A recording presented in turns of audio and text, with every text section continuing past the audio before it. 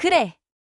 늙은 년을 요양원에 쳐넣고 치매 진단서 받으면 모든 재산이 내 거야. 지혜의 얼굴은 순식간에 새하얗게 변했고 녹음기를 빼앗으려 필사적으로 달려들었어요. 이걸 어디서 찾았어? 당장 꺼버려. 지혜의 목소리는 공포와 분노로 떨리고 있었습니다.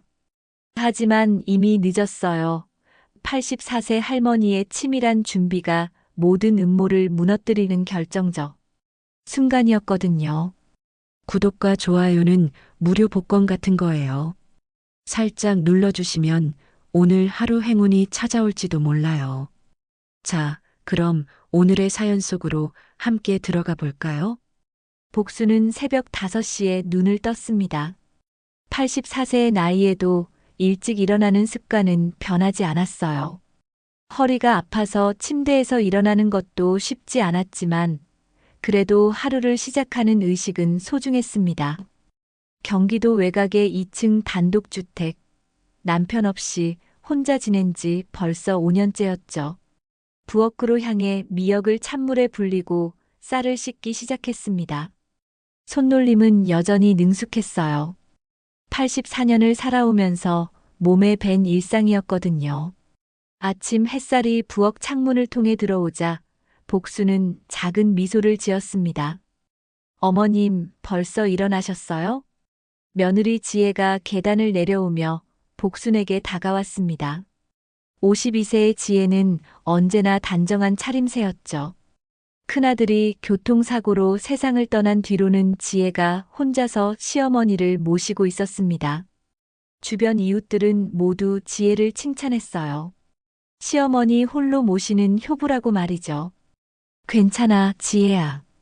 일찍 일어나는 게 몸에 밴 습관이라. 복순은 미역국을 끓이며 대답했습니다. 지혜는 복순의 어깨를 조심스럽게 만지며 말했죠. 어머님, 제가 할게요. 어머님은 거실에서 쉬세요. 요즘 자꾸 깜빡깜빡 하시잖아요. 깜빡깜빡 한다는 말에 복수는 잠시 손을 멈췄습니다. 최근 한 달 사이에 지혜가 자주 하는 말이었거든요. 어제도 같은 얘기를 했고 그제도 했었죠. 하지만 복순 자신은 기억력에 문제가 있다고 생각해 본 적이 없었습니다. 84세라는 나이에도 불구하고 어제 본 뉴스 내용도 생생하고 일주일 전 이웃 김신의 할머니와 나눈 대화도 선명하게 기억하고 있었거든요. 내가 언제 깜빡했다고 그래? 난 멀쩡한데. 어머님, 어제도 말씀드렸잖아요. 약 드시는 시간 말이에요. 오전 10시 정각에 드셔야 한다고 몇 번이나 말했는데 계속 점심 먹고 드시려고 하셨잖아요. 지혜는 식탁 위에 약봉지를 들어 보이며 차근차근 설명했습니다. 복수는 고개를 갸우뚱했어요. 병원에서 받은 혈압약과 관절약인데 담당 의사는 분명히 식후 30분에 복용하라고 했었거든요. 시간을 정해서 먹으라는 지시는 들은 적이 없었습니다. 김 원장님이 식후에 먹으라고 했는데 내가 직접 들었어. 아니에요, 어머님. 지난주 화요일에 병원 갔을 때 바뀌었다고요. 약사님도 설명해 주셨잖아요. 정말 기억 안 나세요? 지혜의 목소리에는 진심으로 걱정하는 듯한 톤이 섞여 있었습니다. 복수는 잠시 생각해 봤지만 의사가 복용법을 바꿨다는 기억은 전혀 없었어요. 화요일 병원 방문도 기억하지만 그런 얘기는 나오지 않았거든요. 하지만 지혜가 계속 확신에 찬 목소리로 말하니 혹시 자신이 정말 깜빡한 건 아닌가 하는 생각이 들기 시작했습니다. 아침을 먹는 동안에도 지혜는 계속 복순의 건강을 걱정했습니다. 어머님, 어젯밤에도 잠꼬대 심하게 하셨어요. 아무래도 스트레스를 받으시나 봐요. 잠꼬대? 나는 잠꼬대 안 하는데. 어머님이 모르시는 거예요. 새벽 2시쯤에 계속 중얼중얼 하시거든요. 어디 갔지, 어디 뒀지 이런 말씀 계속 하시면서요. 걱정돼서 잠도 제대로 못 자겠어요. 복수는 당황했습니다. 혼자 살던 시절에도 그런 말을 들어본 적이 없었거든요. 남편도 생전에 복순이 잠꼬대를 한다고 말한 적이 없었고요. 오히려 남편이 코골이가 심해서 복순이 잠을 설친 기억만 있었는데 말이죠. 정말 그랬어? 내가, 네, 어머님. 요즘 들어서 더 심해진 것 같아요. 혹시 병원에서 검사 받아보실까요? 지혜의 제안에 복수는 고개를 저었습니다. 몸은 불편해도 정신만큼은 또렷하다고 생각했거든요. 하지만 동시에 불안감도 스며들기 시작했어요. 정말 자신도 모르는 사이에 이상해진 건 아닐까 하는 생각 말이죠. 점심시간이 되자 지혜는 복순과 함께 동네 병원에 갔습니다. 정기 검진을 받는 날이었거든요. 김 원장은 복순을 오랫동안 진료해온 의사였습니다. 혈압은 안정적이고 다른 수치도 나쁘지 않네요. 나이에 비해서 건강하십니다. 감사합니다, 원장님. 그런데 요즘 어머님이 자꾸 깜빡하시는 것 같아서 걱정이에요. 지혜가 복순 대신 말했습니다. 복순은 깜짝 놀랐어요. 자신은 그런 증상을 호소한 적이 없었거든요. 어떤 증상이신가요? 약 먹는 시간도 헷갈려 하시고 밤에 잠꼬대도 심하게 하세요. 며칠 전에는 가스레인지 끄는 것도 깜빡하셨어요. 가스레인지 얘기는 처음 듣는 말이었습니다. 복수는 지혜를 쳐다봤지만 지혜는 진지한 표정으로 의사와 대화를 이어갔어요. 나이가 들면서 자연스러운 현상일 수도 있습니다. 하지만 증상이 심해지면 정밀 검사를 받아보시는 게 좋겠네요. 병원에서 돌아오는 길, 복수는 조용했습니다. 지혜의 말들이 계속 머릿속을 맴돌았어요. 정말 자신이 가스레인지를 끄는 것을 깜빡했던 적이 있었을까요? 기억나지 않았습니다. 저녁 시간, 복수는 거실에서 텔레비전을 보고 있었습니다. 뉴스에서는 최근 늘어나는 노인 대상 사기 사건에 대해 보도하고 있었죠. 가족을 사칭해서 돈을 빼앗는 보이스피싱 치매 진단을 조작해서 재산을 가로채는 후견인 사기 사건들이 연일 보도되고 있었습니다. 참 무서운 세상이 됐네. 자식도 믿을 수 없다니. 복순이 혼잣말을 하자 지혜가 다가와 앉았습니다. 그러게요, 어머님. 어머님도 조심하셔야 해요. 나이가 드시면 판단력이 흐려질 수 있거든요. 아직은 정신 멀쩡해. 물론이죠. 하지만 혹시 모르는 일이니까요. 앞으로 중요한 결정은 저랑 꼭 상의하세요. 혼자 결정하시면 안 돼요. 지혜의 말에는 묘한 강요하는 듯한 느낌이 있었습니다. 복수는 불편한 마음을 감추며 고개를 끄덕였어요. 그날 밤 복수는 침대에 누워 하루 종일 있었던 일들을 곱씹어 봤습니다. 지혜의 말들이 하나하나 이상했어요. 약 복용법이 바뀌었다는 것, 자신이 잠꼬대를 한다는 것, 가스레인지를 끄는 것을 깜빡했다는 것까지 모두 자신의 기억과는 다른 얘기들이었거든요. 내가 정말 치매에 걸린 건가? 복수는 속으로 중얼거렸습니다. 하지만 동시에 84년을 살아온 직감이 뭔가 이상하다고 속삭이고 있었어요. 지혜의 말들이 너무 일방적이고 자신을 의심하게 만드는 방향으로만 흘러간다는 느낌이 들었거든요. 복순이 아침에 일어나자 지혜가 이미 부엌에서 분주히 움직이고 있었습니다. 평소보다 일찍 일어난 듯 했어요. 식탁 위에는 커다란 가방 하나가 놓여 있었고 지혜는 뭔가를 정리하고 있었죠. 지혜야, 무슨 일이야? 어디 가려고? 아, 어머님.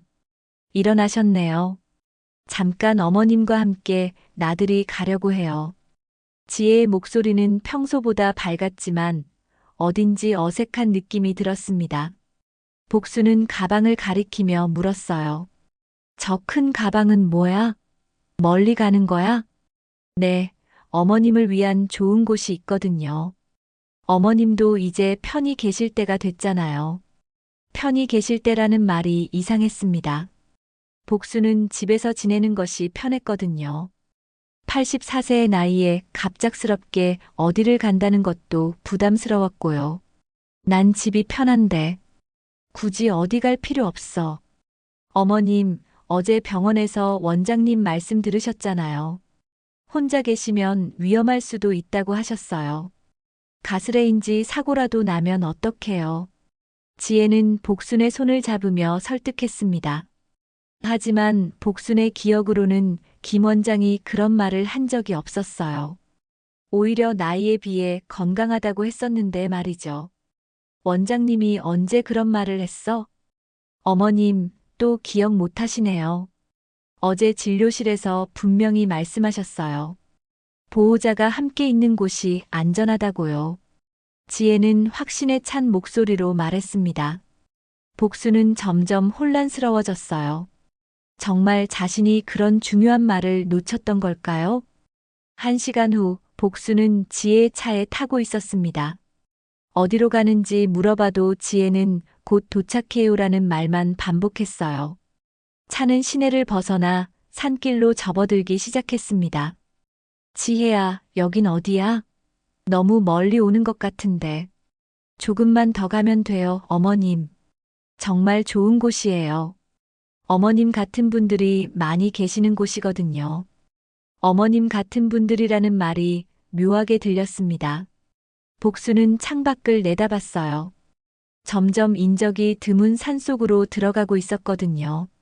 길 양옆으로는 울창한 나무들이 늘어서 있었고 간간히 보이는 건물들도 낡고 을씨년스러웠습니다.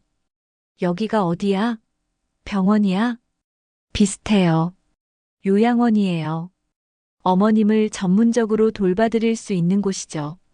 요양원이라는 말에 복수는 깜짝 놀랐습니다.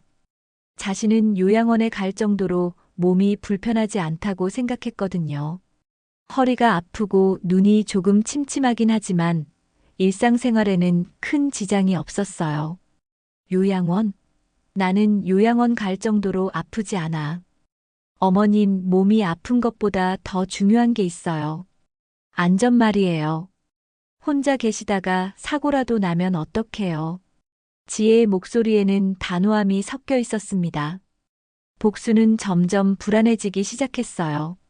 갑작스럽게 요양원으로 간다는 것도 이상했고 사전에 상의도 없었거든요. 차는 마침내 한적한 곳에 멈췄습니다. 평화요양원이라는 간판이 걸린 3층 건물이 보였어요. 건물은 생각보다 작았고 주변에는 다른 건물들이 거의 보이지 않았습니다. 산속 깊은 곳에 외떨어져 있는 느낌이었죠. 여기야, 어머님. 정말 조용하고 좋은 곳이죠? 지혜는 복순을 부축해서 차에서 내렸습니다. 복순은 건물을 올려다보며 이상한 느낌을 받았어요. 요양원 치고는 창문이 너무 작았고 철창 같은 것들이 보였거든요. 건물 안으로 들어가자 중년 남성이 나타났습니다. 김영철이라고 자신을 소개한 그는 이곳의 원장이었어요. 어서 오세요. 이분이 이복순 어르신이시군요. 네, 원장님. 어머님 잘 부탁드려요. 지혜와 김영철은 마치 이미 여러 번 만난 사이처럼 자연스럽게 대화했습니다. 복수는 뭔가 이상하다는 생각이 들었어요. 자신에 대한 얘기를 미리 나눈 것 같았거든요. 어르신, 이름이 어떻게 되시죠? 나이는 몇 살이세요? 김영철이 복순에게 질문했습니다. 마치 시험을 보는 듯한 느낌이었어요. 이복순이고 84살이야. 자녀분들 이름은 기억하고 계세요? 큰아들은 세상 떠났고 둘째 태수는 미국에 있어. 복수는 당연한 질문들에 답했습니다. 하지만 김영철의 표정은 뭔가 실망스러운 듯 했어요. 마치 다른 답을 기대했던 것처럼 말이죠. 기억력이 아직 괜찮으시네요. 하지만 며느리분 말씀으로는 요즘 많이 혼란스러워 하신다고 들었습니다. 혼란스럽지 않아. 난 멀쩡해. 복순이 단호하게 대답하자 김영철과 지혜가 서로 눈짓을 주고받았습니다. 그 모습을 본 복순은 소름이 돋았어요. 뭔가 자신 모르게 계획된 일이 진행되고 있다는 느낌이 들었거든요. 어르신, 일단 방부터 구경해 보실까요? 김영철은 복순을 안내했습니다. 복도를 걸으면서 복순은 주변을 살펴봤어요. 다른 입소자들은 대부분 침대에 누워 있거나 의자에 앉아 멍하니 있었습니다. 모두 나이가 많아 보였지만 표정들이 너무 무기력해 보였어요. 방에 도착하자 복수는 더욱 당황했습니다. 창문이 하나도 없었거든요. 벽에는 작은 환기구 하나만 있을 뿐이었어요. 창문이 없네. 안전을 위해서입니다. 어르신들이 실수로 떨어질 수도 있거든요. 김영철의 설명은 그럴듯했지만 복순에게는 마치 감옥 같다는 생각이 들었습니다. 휴대폰이랑 지갑은 제가 보관해 드릴게요. 분실될 수도 있거든요. 지혜가 복순의 가방에서 휴대폰과 지갑을 꺼냈습니다. 복순은 황급히 말했어요. 그건 내가 가지고 있을게. 어머님, 여기서는 필요 없어요. 모든 게 다 준비되어 있거든요. 지혜는 복순의 물건들을 김영철에게 건네줬습니다. 복순은 점점 불안해졌어요. 휴대폰도 지갑도 없이 이런 외딴 곳에 혼자 남겨진다는 생각이 드니까 말이죠. 지혜야, 나는 집에 가고 싶어. 어머님, 며칠만 계세요. 적응하시면 좋아지실 거예요. 지혜는 복순의 손을 꼭 잡았습니다. 하지만 그 손길에서는 따뜻함보다는 차가움이 느껴졌어요. 지혜가 떠나고 혼자 남은 복순은 침대에 앉아 생각했습니다. 84년을 살아오면서 쌓인 경험과 직감이 모든 게 이상하다고 말하고 있었어요. 갑작스러운 요양원 입소, 사전 상에 없던 결정, 휴대폰과 지갑의 압수까지. 이 모든 것이 너무 계획적이고 의도적으로 느껴졌거든요. 이건 요양원이 아니야. 감옥이야. 복수는 속으로 중얼거렸습니다. 그 순간 문득 깨달았어요. 지혜가 자신을 이곳에 가둔 이유가 무엇인지 말이죠. 첫날 밤 복수는 잠을 이룰 수 없었습니다. 창문 없는 방은 숨이 막힐 정도로 답답했고 복도에서 들려오는 이상한 소음들이 계속 귀를 괴롭혔어요. 누군가 중얼거리는 소리, 무거운 발걸음 소리, 그리고 간간이 들리는 비명 같은 소리까지. 이곳이 정말 요양원이 맞는지 점점 더 의문이 들었습니다. 새벽 5시쯤 되어서야 잠깐 잠들었는데 6시에 형광등이 갑자기 켜지며 깨어났어요. 문이 열리더니 40대 중반으로 보이는 여자 간병인이 들어왔습니다. 할머니, 일어나세요. 약 드실 시간이에요. 무슨 약이야? 난 집에서 먹던 약 말고는 안 먹어도 돼. 의사 선생님이 어르신 상태에 맞게 새로 처방해 주신 거예요. 꼭 드셔야 해요. 간병인은 복순의 대답을 기다리지 않고 작은 종이컵에 담긴 알약 5개를 내밀었습니다. 복순이 집에서 먹던 하얀색 혈압약과 노란색 관절약이 아닌 전혀 다른 약들이었어요. 파란색, 분홍색, 회색까지 다양한 색깔의 큼직한 알약들이었죠. 이게 뭔 약이야? 내가 먹던 약이랑 완전히 다른데. 색깔도 다르고 크기도 다르잖아. 어르신들은 다 똑같은 말씀하세요. 기억이 안 나시는 거예요. 치매 증상 중 하나거든요. 자, 빨리 드세요. 간병인은 물컵과 함께 약을 복순의 손에 억지로 쥐어주었습니다. 복순은 약들을 자세히 들여다봤어요. 집에서 5년 동안 먹어온 약들과는 완전히 달랐거든요. 나는 치매 아니야. 내 약이 어떻게 생겼는지 정확히 기억해. 이건 내 약이 아니라고. 할머니, 소리 지르시면 안 돼요. 다른 환자분들 깨어나잖아요. 약 안 드시면 주사로 놔야 해요. 주사라는 말에 복수는 섬뜩함을 느꼈습니다. 결국 약을 먹는 척하고 혀 밑에 숨겨뒀다가 간병인이 나간 후 모두 뱉어냈어요. 그 약들을 휴지에 싸서 침대 밑 구석에 조심스럽게 숨겨뒀습니다. 아침 식사는 3층 식당에서 이루어졌습니다. 복순이 들어서자 약 20명 정도의 노인들이 테이블에 앉아 있었어요. 모두 70대 이상으로 보이는 분들이었는데 이상하게도 대부분 멍한 표정으로 천천히 밥을 먹고 있었죠. 말소리는 거의 들리지 않았고 가끔 중얼거리는 소리만 있을 뿐이었습니다. 복수는 창가 테이블에 앉아 주변을 관찰했습니다.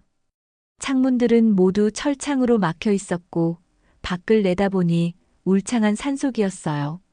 정말 외진 곳에 있다는 것을 실감했죠. 여기 계신 분들은 모두 치매 환자세요? 복순이 옆에 앉은 70대 중반으로 보이는 할머니에게 조심스럽게 물어봤습니다.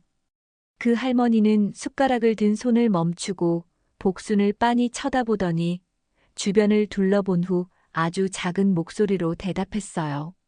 아니에요. 저도 멀쩡해요. 하지만 그렇게 말하면 절대 안 돼요. 왜요? 왜 안 되는 거예요?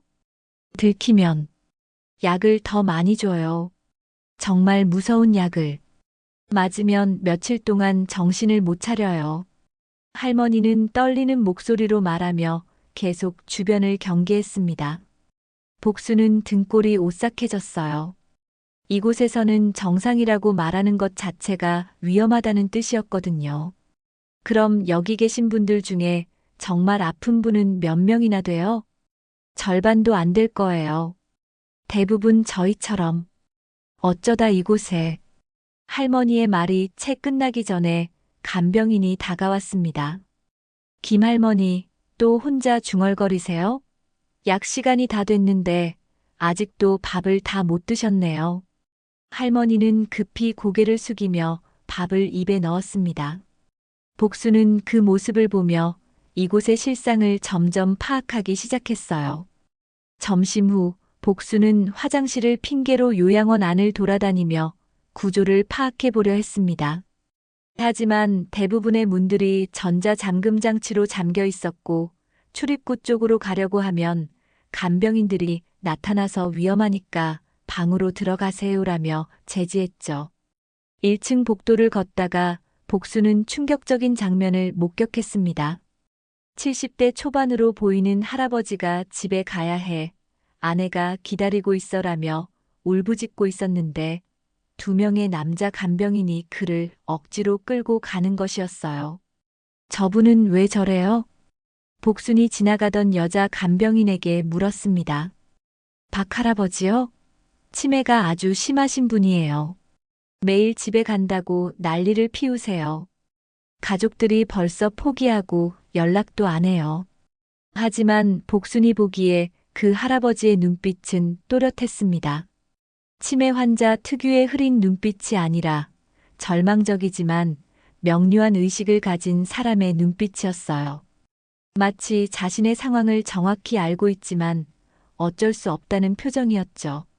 그날 오후 3시쯤 복수는 걸레질을 핑계로 1층 복도를 지나다가 원장실 근처에서 멈춰 섰습니다. 문이 살짝 열려 있어서 안에서 나누는 대화가 들렸거든요. 이번 달 정부 지원금은 총 얼마나 됩니까?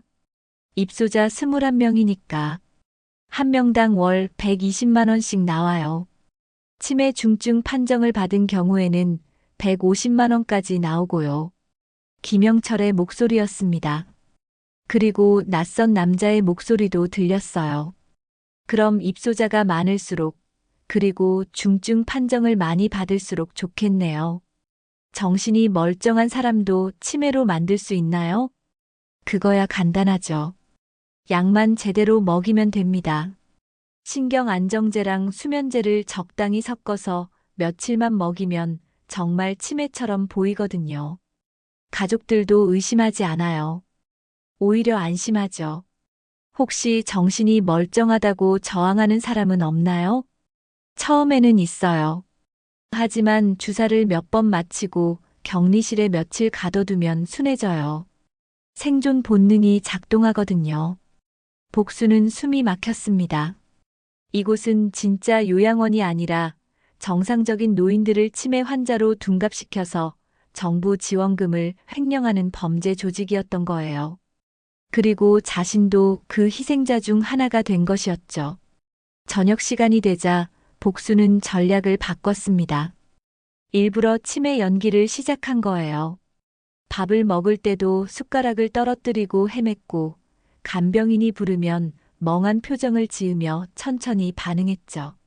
할머니, 오늘은 좀 조용하시네요? 아침에 그렇게 소리 지르시더니. 간병인이 의외라는 듯 말했습니다. 복수는 일부러 더듬거리며 대답했어요. 여기가 어디지? 우리 집이 어디 있지? 지혜가 어디 갔지? 역시 약이 효과가 있네요. 며느리분이 말씀하신 대로 증상이 빠르게 진행되고 있어요. 복수는 소름이 돋았습니다. 지혜가 미리 자신의 상태에 대해 거짓말을 해뒀다는 것을 깨달았거든요. 모든 것이 계획된 일이었던 거예요. 복순이 요양원에 들어온 지 사흘째 되는 날, 지혜가 면회를 왔습니다. 고급스러운 검은색 가죽 가방을 들고 나타난 지혜는 평소보다 훨씬 화려한 옷차림이었어요. 새로 산 듯한 진주 목걸이와 금기거리까지 착용하고 있었죠. 심지어 손목에는 고가의 시계까지 차고 있었습니다. 어머님, 어떠세요? 많이 좋아지셨어요? 지혜는 복순 앞에 앉으며 정중하게 인사했습니다. 하지만 복순은 지혜의 눈빛에서 차갑고 계산적인 무언가를 느꼈어요. 마치 연기를 하고 있는 것 같은 어색함이 있었거든요. 지혜야, 나 집에 가고 싶어. 여기 정말 이상해. 사람들이 이상하고 약도 이상하고. 복순이 간절한 목소리로 말했지만 지혜는 이미 예상했다는 듯 차분하게 고개를 저었습니다. 어머님, 아직도 정신이 혼미하시네요. 어제 김 원장님께서 직접 전화하셨어요. 어머님 증상이 생각보다 빠르게 진행되고 있다고 하시더라고요. 혼자서는 정말 위험하다고 하세요. 나는 멀쩡하다니까. 치매 아니야. 약도 안 먹고 있어. 복순이 목소리를 높이자 지혜는 주변을 의식하며 손짓했습니다. 어머님, 목소리 좀 낮추세요. 지금 그렇게 흥분하시는 것 자체가 치매 증상이에요. 환자분들은 자신이 아프다는 걸 절대 인정하지 않거든요. 의사 선생님들이 그러시더라고요. 지혜는 마치 의학 전문가라도 된 듯 침착하고 확신에 찬 목소리로 말했습니다. 복수는 답답함과 분노가 동시에 밀려왔어요. 무엇을 말해도 치매 증상으로 치부되는 절망적인 상황이었거든요. 그럼 언제까지 여기 있어야 하는 거야? 어머님 상태가 좋아질 때까지죠. 원장님 말씀으로는 최소 6개월은 걸릴 것 같다고 하세요. 6개월이라는 말에 복수는 눈앞이 캄캄해졌습니다. 이 지옥 같은 곳에서 6개월을 버텨야 한다는 건지 아니면 6개월 후에도 나갈 수 있을지 확실하지 않았거든요. 면회실에서 대화를 나누던 중 지혜가 가방에서 뭔가를 꺼내려다가 실수로 가방이 넘어졌습니다. 그 순간 복수는 가방 안에서 익숙한 물건들을 보게 되었어요. 파란색 통장 2개와 흰 봉투 여러 개가 들어있었죠. 지혜야, 그 파란 통장. 그거 내 거 아니야? 복순이 가리키자 지혜는 급히 물건들을 집어넣으며 가방을 닫았습니다. 뭘 말씀하세요? 이건 제 통장이에요.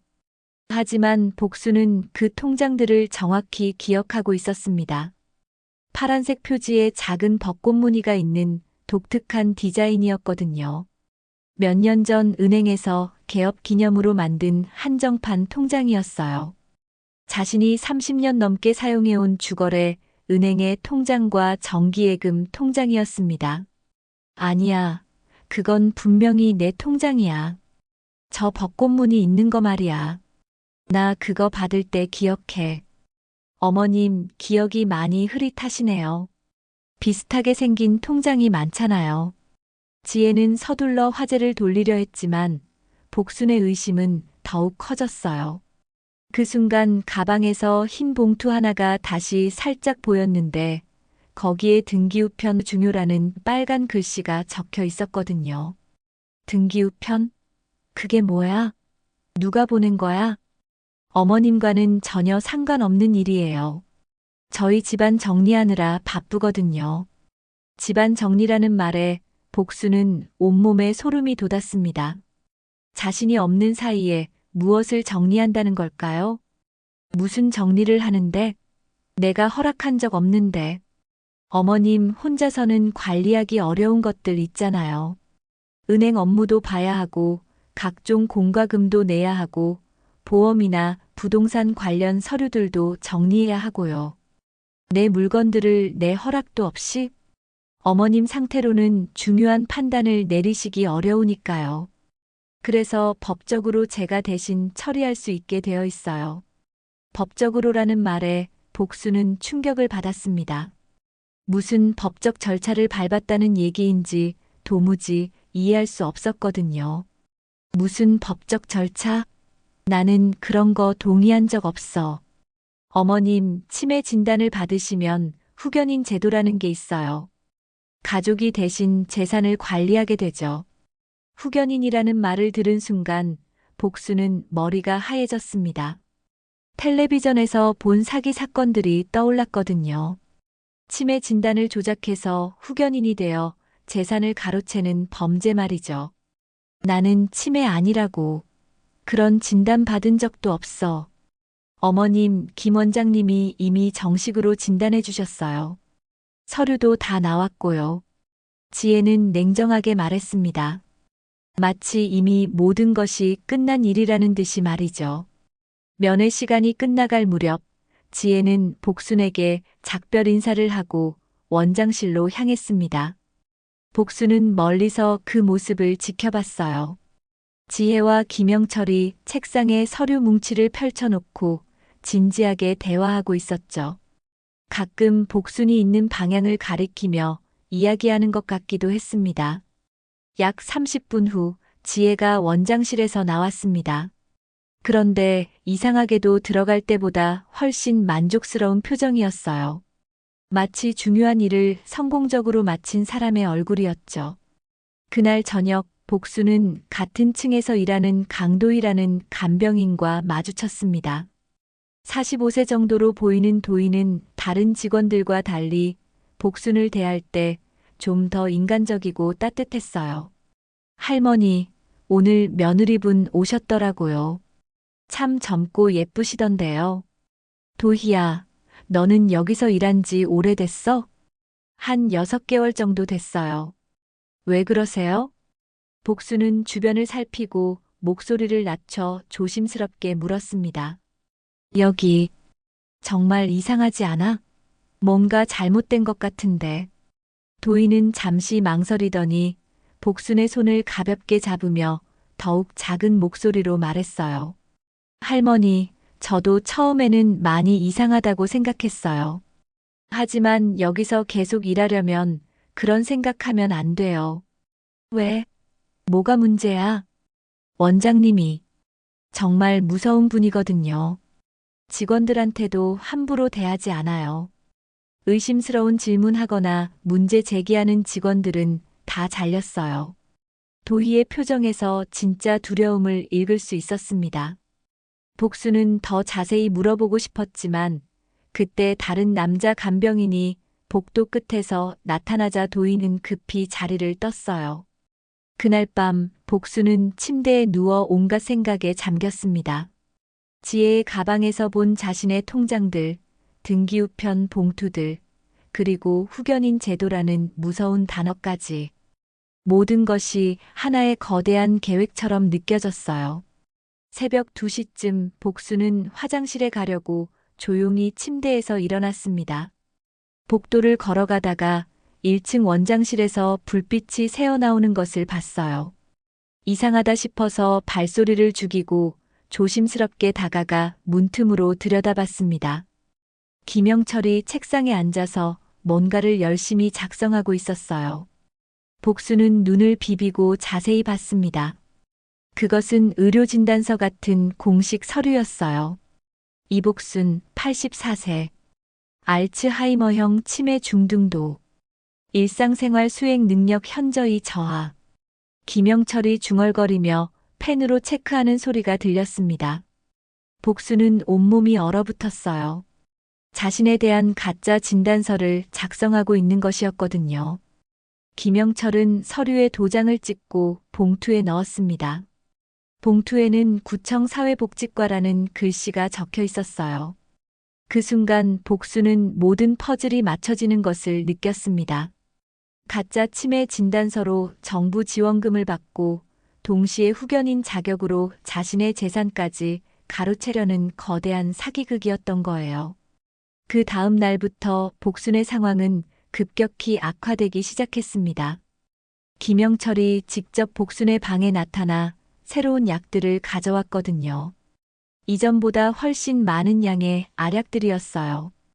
이복순 씨, 어제부터 증상이 심해졌다고 보고받았습니다. 약을 좀 더 강하게 처방해 드릴게요. 나는 약 안 먹을 거야. 내가 뭔지 알고 있어. 복순이 강하게 거부하자 김영철은 냉소적인 미소를 지었습니다. 그런 말씀 자체가 중증 치매의 전형적인 증상입니다. 병식이 없다고 하죠. 김영철은 손짓으로 2명의 남자 간병인을 불렀습니다. 건장한 체격의 남자들이 복순의 팔을 붙잡았어요. 뭐 하는 거야? 나 줘. 주사로 투여하겠습니다. 이게 더 확실해요. 복순은 필사적으로 저항했지만 소용없었습니다. 주사를 맞은 후 몇 분 지나지 않아 의식이 흐려지기 시작했어요. 몸에 힘이 빠지고 생각이 둔해졌습니다. 이제 좀 조용해지시겠네요. 김영철의 목소리가 멀리서 들리는 듯 했어요. 복수는 간신히 정신을 붙잡으려 애쓰며 중얼거렸습니다. 지혜가 뭘 하려는 거지? 그날부터 복수는 하루에 3번씩 강제로 주사를 맞아야 했습니다. 약물 때문에 정신이 몽롱한 상태가 계속됐어요. 하지만 84년을 살아온 강인한 정신력으로 의식을 완전히 잃지는 않았죠. 며칠 후 도희가 복순의 방을 청소하러 왔을 때 조심스럽게 말을 걸었습니다. 할머니, 괜찮으세요? 요즘 많이 힘들어 보이시는데. 복순은 흐릿한 의식 속에서도 도희에게 간절히 호소했어요. 도희야, 나 정상이야. 도와줘. 할머니, 그런 말 하시면 안 돼요. 들키면 저도 위험해져요. 제발, 내 집에 뭔가 숨겨둔 게 있어. 금고에. 복수는 간신히 말을 이어갔습니다. 집 안방 옷장 뒤쪽에 숨겨둔 작은 금고에 중요한 서류들이 있다고 말이죠. 부동산 등기부등본 원본, 예금 증서들, 그리고 가장 중요한 녹음 파일이 들어있다고 했어요. 무슨 녹음 파일이요? 지혜가 몇 달 전에 이상한 말 했어. 녹음해뒀어. 복수는 몇 달 전 지혜가 전화 통화하는 것을 우연히 들었다고 했습니다. 누군가와 복순의 재산에 대해 구체적으로 이야기하는 내용이었는데 이상하다 싶어서 몰래 핸드폰으로 녹음해뒀다는 거예요. 할머니, 정말 그런 게 있어요? 있어. 분명히 있어. 그걸 찾아야. 그때 갑자기 문이 열리며 김영철이 들어왔습니다. 강도희, 뭐 하는 거야? 청소하고 있었어요, 원장님. 환자와 잡담하지 말라고 했잖아. 특히 이복순 씨는 요주의 환자야. 김영철은 의심스러운 눈빛으로 도희를 쳐다봤습니다. 도희는 급히 청소 도구를 챙기며 방을 나갔어요. 그날 밤 도희는 복순이 한 말을 계속 생각했습니다. 6개월 동안 이곳에서 일하면서 이상한 점들을 많이 목격했거든요. 멀쩡해 보이는 노인들이 강제로 약을 먹고 점점 이상해지는 모습, 가족들이 면회를 와서 재산 관련 서류에 도장을 찍게 하는 장면들까지. 다음 날 아침 도희는 결심을 했습니다. 복순이 말한 집에 정말 그런 증거가 있는지 확인해 보기로 한 거예요. 퇴근 후 복순의 집 주소를 찾아가 보기로 했죠. 복순의 집은 경기도 외곽의 조용한 주택가에 있었습니다. 2층 단독주택으로 꽤 오래된 집이었지만 관리가 잘 되어 있었어요. 도희는 담을 넘어 뒷마당으로 들어갔습니다. 창문 틈새로 집 안을 들여다보니 지혜가 있었어요. 거실에서 서류들을 뒤지고 있었죠. 도희는 숨을 죽이고 지켜봤습니다.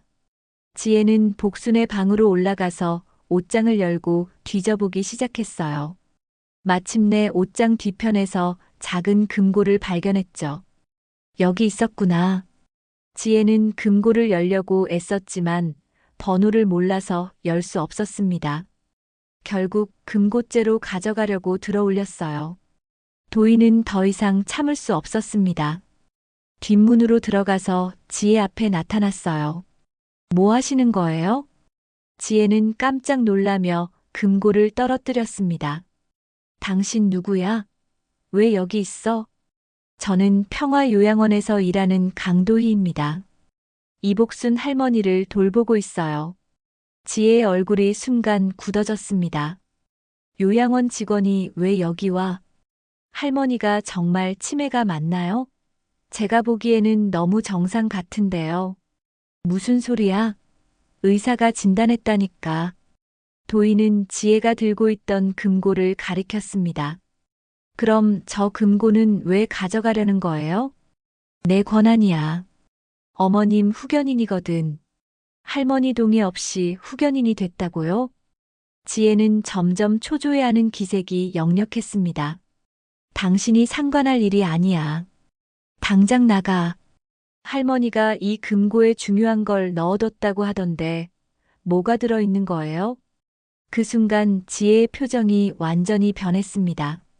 복순이 금고 이야기를 했다는 것을 알게 된 거죠. 그 늙은 년이 뭘 말했어? 할머니가 치매가 아니라는 증거가 있다고 하더라고요. 지혜는 당황했습니다. 계획이 발각될 위험이 생긴 거였어요. 그때 지혜의 핸드폰이 울렸습니다. 김영철에게서 온 전화였어요. 지금 요양원으로 와. 강도희가 뭔가 눈치챈 것 같아. 전화를 받은 지혜는 도희를 째려봤습니다. 너 지금 큰일 났어. 원장님이 화나셨어. 도희는 두려움을 느꼈지만 물러서지 않았습니다. 할머니를 정말 도우려면 이 금고를 열어봐야 해요. 절대 안 돼. 지혜가 금고를 다시 집어들려는 순간 도희가 재빨리 금고를 낚아챘습니다. 두 사람 사이에 실랑이가 벌어졌어요. 그 과정에서 금고가 바닥에 떨어지며 딱 소리를 냈습니다. 그런데 놀랍게도 금고 뚜껑이 살짝 열렸어요. 잠금 장치가 오래되어서 충격으로 풀린 것 같았죠. 도희는 재빨리 금고를 열어봤습니다. 안에는 정말로 여러 서류들과 녹음기 하나가 들어 있었어요. 이게 뭐야? 도희가 녹음기를 재생하자 지혜의 목소리가 흘러나왔습니다. 그래, 늙은 년을 요양원에 쳐넣고 치매 진단서 받으면 모든 재산이 내 거야. 집도 팔고 예금도 다 빼면 최소 5억은 될 거야. 녹음 파일에는 지혜가 누군가와 복순의 재산을 가로챌 계획을 구체적으로 논의하는 내용이 담겨 있었어요. 지혜의 얼굴이 새하얗게 변했습니다. 녹음 파일이 재생되는 순간 거실의 공기가 얼어붙었습니다. 지혜의 목소리가 또렷하게 들렸어요. 김 원장, 계획대로 진행되고 있어요? 늙은 년 완전히 바보로 만들 수 있죠? 물론이죠. 우리가 지금까지 성공시킨 케이스가 몇 개인데요. 3개월만 지나면 정말 치매 환자처럼 보일 거예요. 좋아요. 그럼 후견인 서류 처리는 언제 끝나요? 이번 주 안에 법원 허가 떨어질 겁니다. 그러면 부동산 처분도 가능하고요. 도희는 충격을 받았습니다. 이 모든 것이 처음부터 계획된 범죄였던 거예요. 지혜는 녹음기를 빼앗으려 했지만 도희가 재빨리 피했습니다. 이걸 어디서 찾았어? 할머니가 말씀하신 대로였어요. 당신들이 뭘 계획했는지 다 알고 계셨던 거죠. 지혜의 얼굴은 분노로 일그러졌습니다. 그 늙은 년이 언제부터 눈치챘던 거야? 처음부터요. 할머니는 치매가 아니에요. 모든 걸 다 기억하고 계세요. 그때 지혜의 전화가 다시 울렸습니다. 김영철의 목소리가 다급했어요. 지혜 씨, 큰일 났어요. 이복순이 주사를 맞고도 정신을 차리고 있어요. 다른 환자들한테 이상한 얘기를 하고 다녀요. 뭐라고요? 여기가 가짜 요양원이라고, 자기가 치매가 아니라고 소리치고 있어요. 다른 환자들도 동조하기 시작했고요. 전화를 끊은 지혜는 급히 가방을 챙기기 시작했습니다. 당신 그 녹음기 내놓고 입 다물어. 안 그러면 뭐요?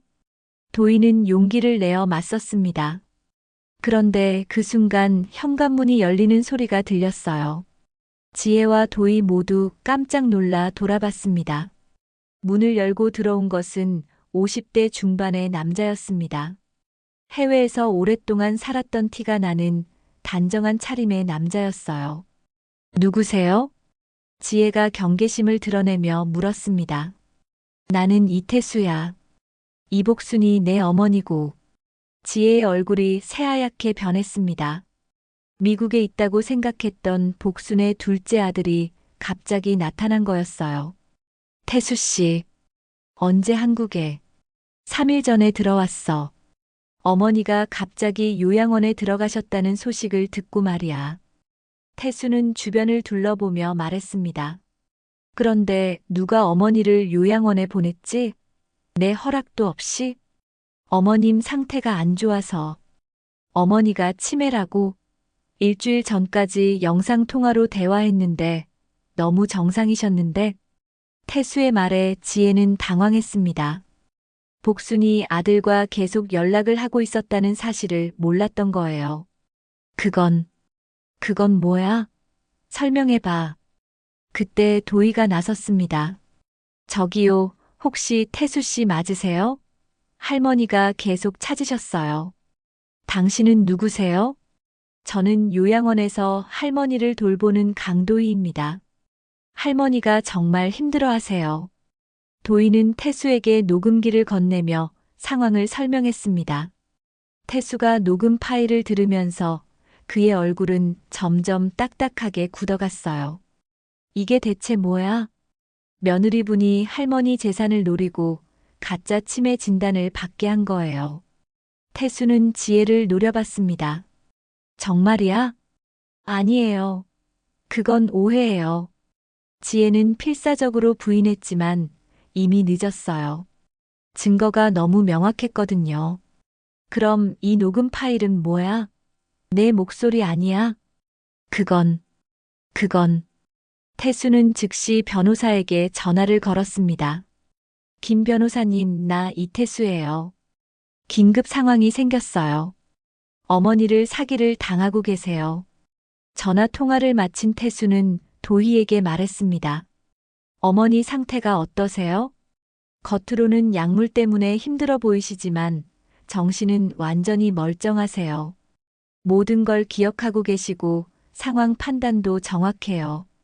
약물이요? 강제로 정신과 약물을 투여하고 있어요. 치매 증상을 만들기 위해서요. 태수는 분노로 주먹을 쥐었습니다. 지금 당장 어머니를 모셔와야겠어요. 그때 지혜가 다시 나섰습니다. 안 돼요. 어머님은 치매 환자예요. 법적으로 제가 후견인이고요. 후견인? 언제 그런 절차를 밟았어? 법원 허가 받았어요. 태수는 휴대폰으로 뭔가를 검색해 봤습니다. 이상하네. 후견인 신청할 때는 모든 가족에게 통지해야 하는데 나는 연락받은 적이 없어. 연락처를 몰라서. 우편으로도 안 왔고 법원에서 공시송달도 안 했어. 이건 명백한 절차 위반이야. 태수는 법무 관련 일을 하고 있어서 이런 절차에 대해 잘 알고 있었습니다. 지혜가 허위 서류를 제출해서 후견인 허가를 받았다는 것을 눈치챈 거죠. 지금 당장 요양원에 가서 어머니를 모셔올 거야. 안 돼요. 원장님이 허락하지 않을 거예요. 원장이 뭔데? 가족이 데려간다는데 막을 권한이 있어? 태수와 도희는 함께 요양원으로 향했습니다. 지혜도 급히 따라갔어요. 상황을 수습하려면 김영철과 상의해야 했거든요. 요양원에 도착하자 태수는 곧바로 원장실로 향했습니다. 원장님 어디 계세요? 누구시죠? 김영철이 나타났습니다. 이태수입니다. 이복순의 아들이고요. 김영철의 얼굴이 굳어졌습니다. 아, 그러시군요. 어머님은 지금 치료 중이셔서. 치료요? 무슨 치료? 치매 증상이 심해서 약물 치료를 하고 있습니다. 어머니는 치매가 아니에요. 지금 당장 만나게 해주세요. 그건 안 됩니다. 의학적으로. 태수는 더 이상 참지 않고 큰 소리로 말했습니다. 의학적으로 뭐가 문제예요? 내가 어머니 아들인데 면회도 못하게 해요? 그때 복도 저편에서 복순의 목소리가 들렸습니다. 태수야, 태수야. 복순이 간병인들을 뿌리치고 나타났어요.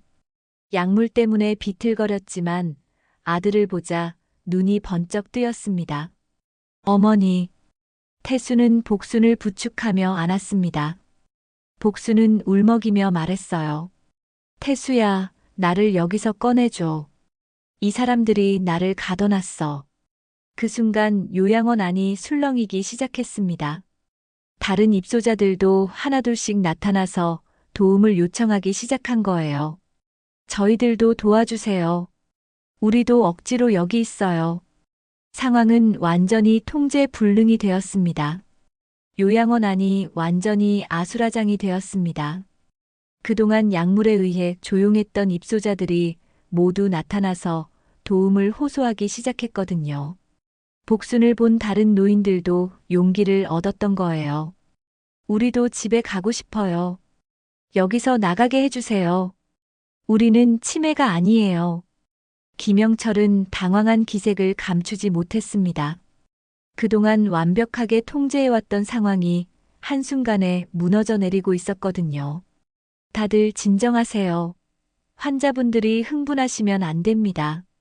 하지만 아무도 김영철의 말을 듣지 않았어요. 태수는 복순을 부축하며 김영철을 노려봤습니다. 이게 대체 뭐예요? 어머니를 이런 식으로 가둬놨다고요? 오해입니다. 어머님은 정식으로 치매 진단을 받으신 분이고 진단서를 보여주세요. 태수가 단호하게 요구하자 김영철은 머뭇거렸습니다. 지금 당장은 없다는 말이네요. 가짜 진단서로 어머니를 속였다는 거죠? 그때 지혜가 나섰습니다. 태수 씨, 오해예요. 어머님 상태가 정말 심각해서. 지혜 씨, 당신이 이 모든 걸 계획했죠? 태수는 녹음기를 꺼내서 재생했습니다. 요양원 로비에 지혜와 김영철의 대화가 울려 퍼졌어요. 늙은 년을 요양원에 쳐넣고 치매 진단서 받으면 모든 재산이 내 거야. 녹음 파일이 흘러나오자 주변에 있던 다른 가족들과 직원들이 모두 충격을 받았습니다. 면회를 온 다른 가족들도 상황을 파악하기 시작했어요. 우리 아버지도 비슷한 상황인 것 같은데. 우리 어머니도 갑자기 이상해지셨어. 김영철은 상황이 걷잡을 수 없이 커지는 것을 보고 직원들에게 지시했습니다. 모든 면회 중단. 환자들을 각자 방으로 돌려보내. 하지만 태수가 막았습니다. 누구 마음대로 면회를 중단해요? 법적 근거가 있어요? 원장으로서 권한이. 원장 권한으로 가족과의 면회를 막을 수는 없어요. 이건 명백한 인권 침해입니다. 태수는 즉시 경찰에 신고 전화를 걸었습니다. 110이죠? 불법 감금과 사기 사건을 신고하려고 합니다. 평화요양원에서 김영철과 지혜의 얼굴이 새하얗게 변했습니다. 경찰이 오면 모든 것이 끝장이라는 것을 알았거든요. 잠깐. 대화로 해결합시다. 김영철이 급히 말렸지만 이미 늦었어요. 태수는 신고를 마치고 복순에게 말했습니다. 어머니, 이제 집에 가실 수 있어요. 정말이야? 정말 집에 갈 수 있어? 복순의 눈에 눈물이 고였습니다. 그동안 얼마나 절망적이었는지 알 수 있었어요. 30분 후 경찰이 도착했습니다. 수사관들이 요양원 안을 조사하기 시작했어요. 곧이어 구급차도 왔습니다. 약물을 과다 투여받은 입소자들의 상태를 확인하기 위해서였죠. 이복순 씨 가족분이신가요? 수사관이 태수에게 다가왔습니다. 네, 아들입니다. 신고 내용에 대해 상세히 설명해 주시겠어요? 태수는 녹음 파일과 함께 그동안의 경위를 자세히 설명했습니다. 지혜가 복순을 가짜 요양원에 감금하고 재산을 가로채려 했다는 내용까지 모두 말이죠. 한편 다른 수사관은 김영철을 조사하고 있었습니다. 원장님, 이곳 운영 허가증을 보여주시겠어요? 허가증이요? 요양원 운영하려면 정식 허가가 있어야 하잖아요. 김영철은 당황했습니다. 이곳은 정식 요양원이 아니라 불법 시설이었거든요. 그건 서류가 지금 없다는 말씀이군요. 그럼 의료진은 어떻게 되나요? 정식 의사나 간호사가 있나요? 그것도 수사가 진행될수록 평화요양원의 실체가 드러났습니다. 정식 허가도 없고 제대로 된 의료진도 없는 불법 감금 시설이었던 거예요. 지혜는 구석에서 떨고 있었습니다. 도희가 다가가서 말했어요. 이제 끝났네요. 제발 2일입밖에 내지 마세요. 왜요? 할머니가 얼마나 고생하셨는데. 그때 수사관이 지혜에게 다가왔습니다. 윤지혜 씨죠? 동행 수사를 위해 서에 함께 가셔야겠습니다. 동행 수사요? 후견인 사기, 문서 위조, 불법 감금 등의 혐의로 조사받으셔야 합니다. 지혜는 마지막까지 발악했습니다. 나는 며느리로서 시어머니를 돌본 것뿐이에요. 잘못한 게 없어요. 녹음 파일이 증거로 제출된 상황에서 그런 말씀하시기 어려울 것 같은데요. 수사관은 차분하게 말했습니다. 한편 복수는 의료진의 검사를 받고 있었습니다. 약물 투여로 인한 일시적 의식 저하 증상이 있습니다만 다행히 심각하지는 않네요. 의사가 설명했습니다. 치매는 아니죠?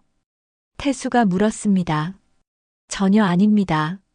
인지 능력도 정상이고 기억력도 또렷하세요.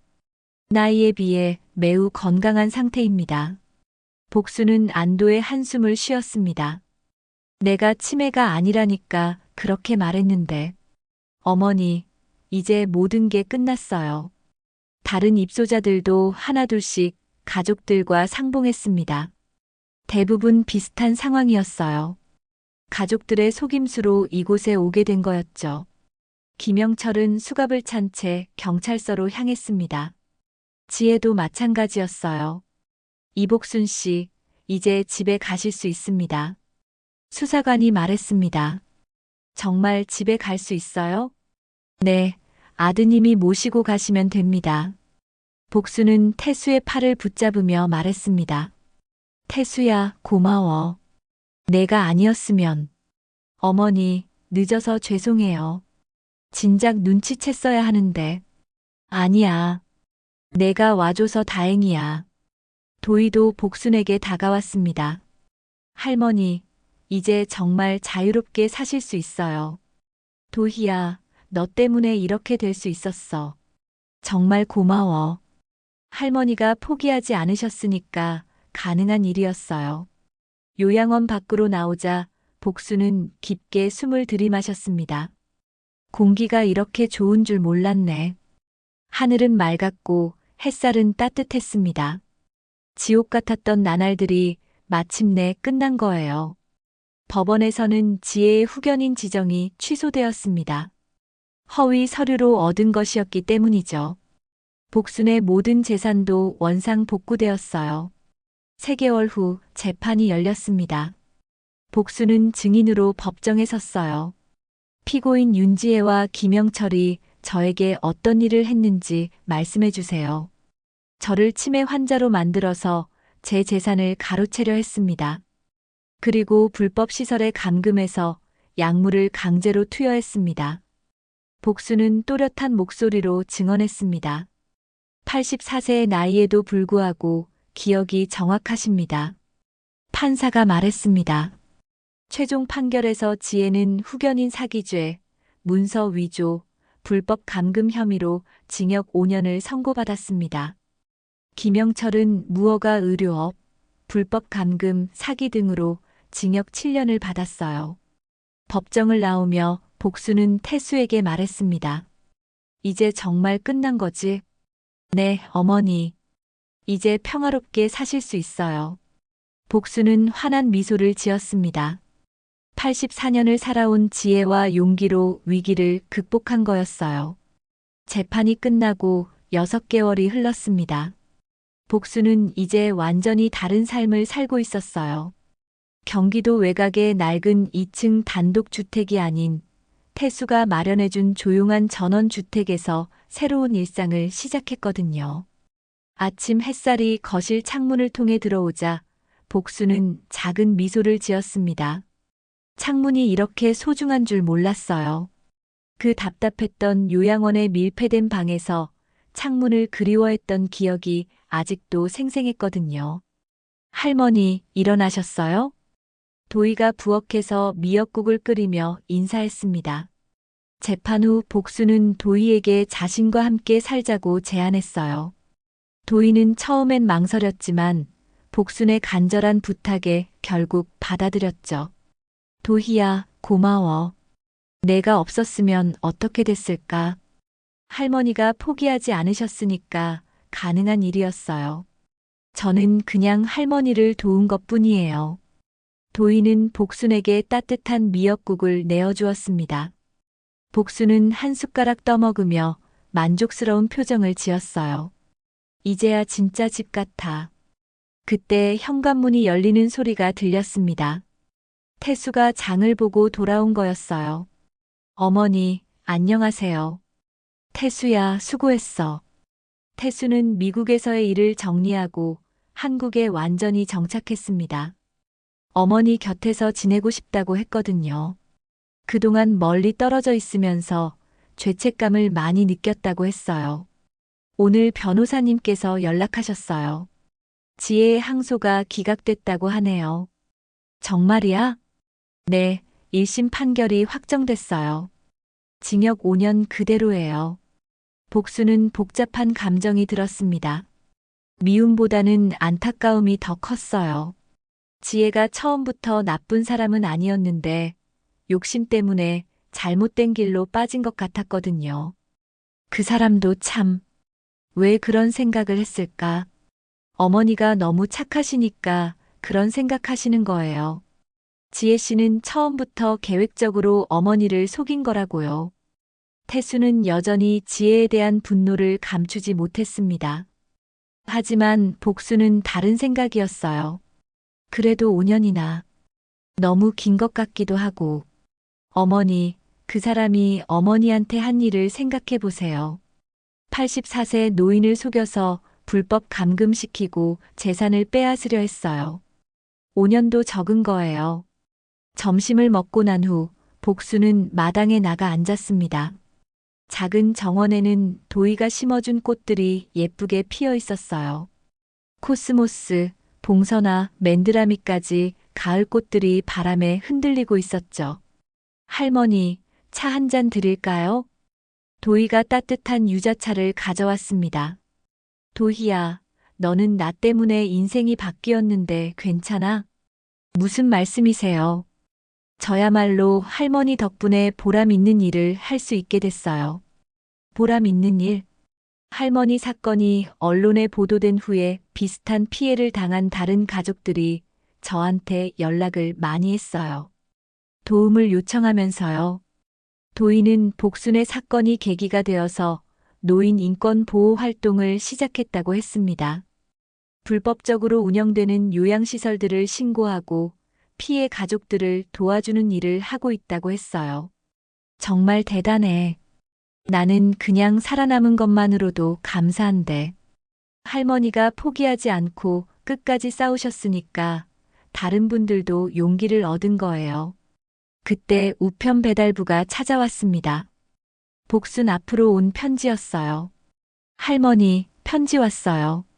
태수가 편지를 전해주었습니다. 발신인을 보니 낯선 이름이었어요. 편지를 열어보니 80대 할머니가 쓴 글이었습니다. 이복순 할머니께, 저는 부산에 사는 김영이라고 합니다. 할머니 이야기를 뉴스에서 보고 용기를 얻어서 편지를 씁니다. 저도 비슷한 일을 당할 뻔했는데 할머니 사건을 보고 미리 알아채서 피할 수 있었습니다. 정말 감사합니다. 복수는 편지를 읽으며 뿌듯함을 느꼈습니다. 자신의 경험이 다른 사람에게 도움이 되었다는 것이 기뻤거든요. 할머니, 이런 편지가 벌써 10통째예요. 도희가 말했습니다.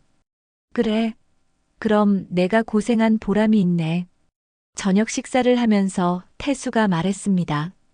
어머니, 건강이 많이 좋아지셨어요. 얼굴색도 좋아지고. 그럼 이제 스트레스가 없으니까. 그때 정말 무서우셨죠? 무섭긴 했지. 하지만 포기하고 싶지는 않았어. 84년을 살아온 게 헛되지 않다는 걸 보여주고 싶었거든.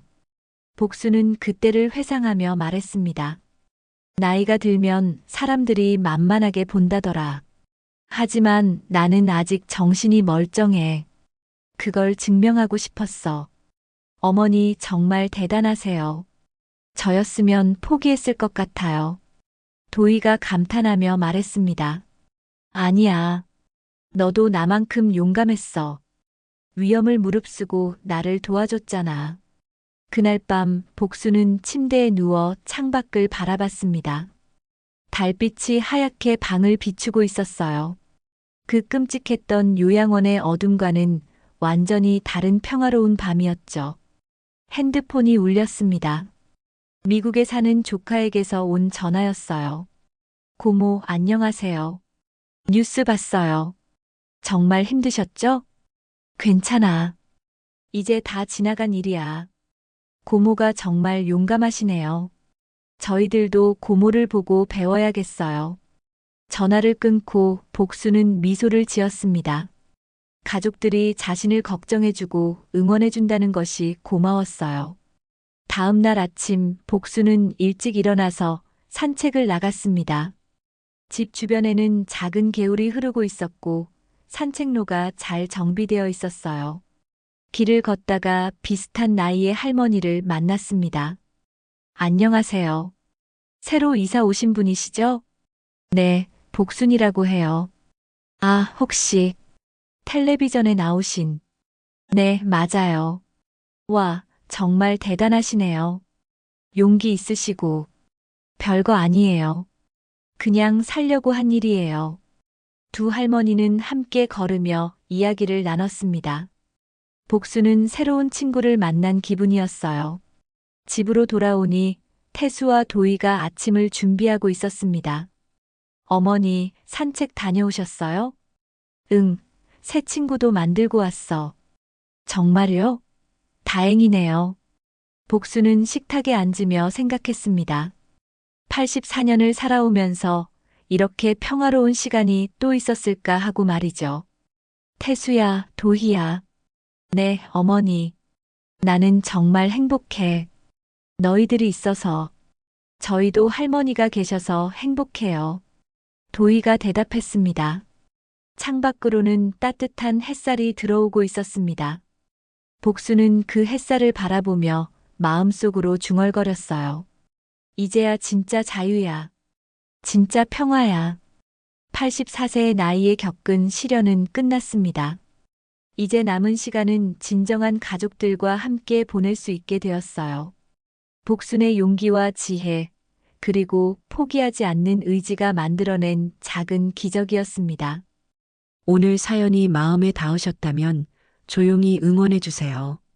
구독과 좋아요는 무료지만 저에게는 큰 힘이 됩니다. 건강과 복 그리고 좋은 소식이 늘 함께 하시길 진심으로 바랍니다.